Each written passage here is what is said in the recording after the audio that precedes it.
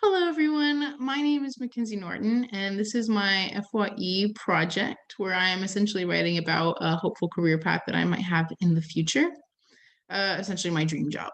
And so today I will be doing that presentation with you on what my kind of dream job is for the future. So let me just go right here. So as you can see here, kind of my dream job is working in the conservation field, specifically working with rhinos in South Africa and doing a lot of environmental activism and work there.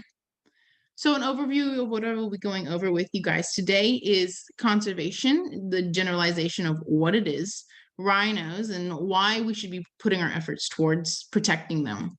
Kind of my goals surrounding these fairly broad topics, why this issue involves you, and how you can help if this presentation stirs you enough. So let's get right into it.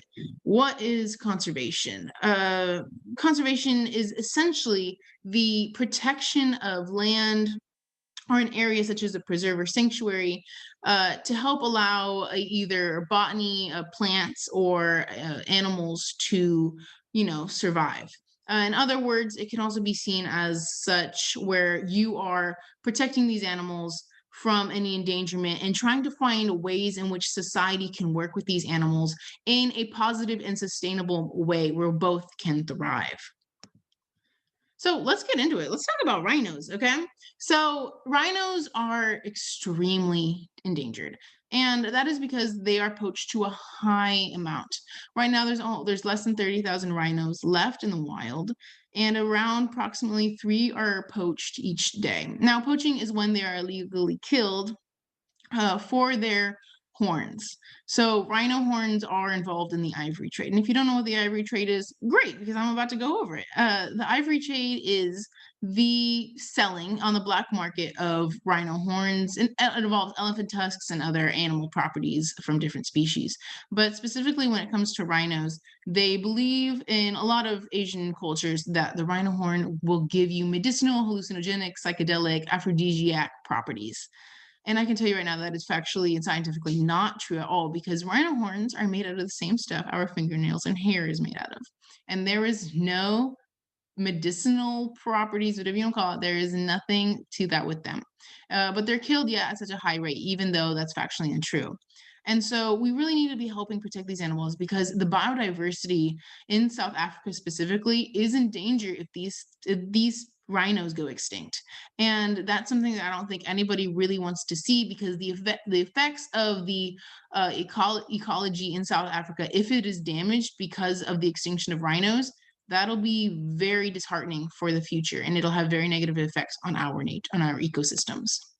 So my goals working here is I would really like to work with organizations, specifically one with VetPaw, who helps veterans protect and work on sanctuaries as like bodyguards for these endangered species. So I hope after I get out of the military, I will be able to join this organization and help them protect these animals and also teach others about why it's important to be sustainable and how they can help their communities in the tourism facility, which actually funds so much conservation efforts.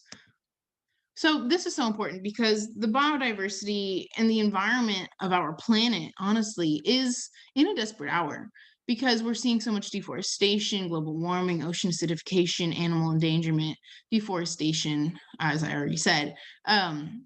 We see that so prevalent right now in our societies, which involves a lot of overpopulation and industrializations from our coming of age modern day era lifestyles, and it's very hard on our planet and we can't keep it. It's not a sustainable method.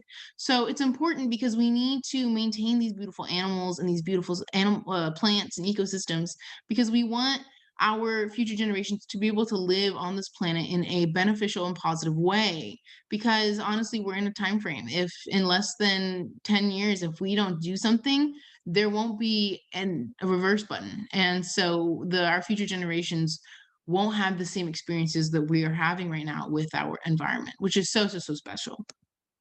So if you want to help, you can donate to a few organizations that I have up here. So one that I absolutely love is Pencils of Promise. And there's a little picture of Pencils of Promise, and Justin Bieber is actually a really popular celebrity who advocates for Pencils of Promise. And what they do is build schools to underprovided communities to help educate students, and they also provide food and water and just a good structural environment for children to grow and broaden their spectrum for higher education.